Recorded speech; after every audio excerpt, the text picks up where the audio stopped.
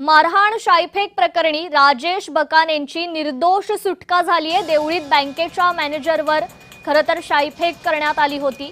जुलै 2016 मध्ये शेतकऱ्यांच्या पीक कर्जाला दिरंगाई केल्याचा आरोप आहे। आमदार बकानेंसह 10 जणांवर खरं तर गुन्हा दाखल झाला होता। बकानेंसह आता 10 जणांची निर्दोष मुक्तता करण्यात आली आहे। वर्ध्याच्या देवळी तालुक्यातील विजय गोपाळ येथील बँकेच्या व्यवस्थापकावर शाईफेक आणि मारहाणीच्या प्रकरणात न्यायालयानं देवळी पुलगाव मतदारसंघाचे आमदार राजेश बकाने यांच्यासह सर्व 10 आरोपींची निर्दोष मुक्तता केली आहे। आरोप सिद्ध करण्यास पुरेसा ठोस पुरावा नसल्याचं म्हणत न्यायालयानं आमदार राजेश बकाने यांच्यासह सर्व 10 आरोपींची निर्दोष सुटका केली आहे।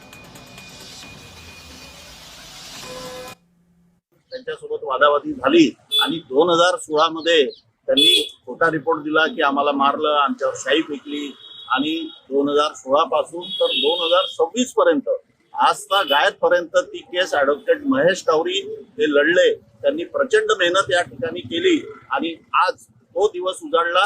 हुंडाई मातेच्या कृपेने आणि ॲडव्होकेट महेश टावरी यांच्या मदतीने, सहकार्याने आणि मेहनतीने आज ती केस निर्दोष सुटली। माझ्यासोबत अन्य असणारे गजानन राऊत असेल आणि अन्य सहकारी असेल हे सुद्धा आज यांची सुद्धा निर्दोष मुक्तता झाली।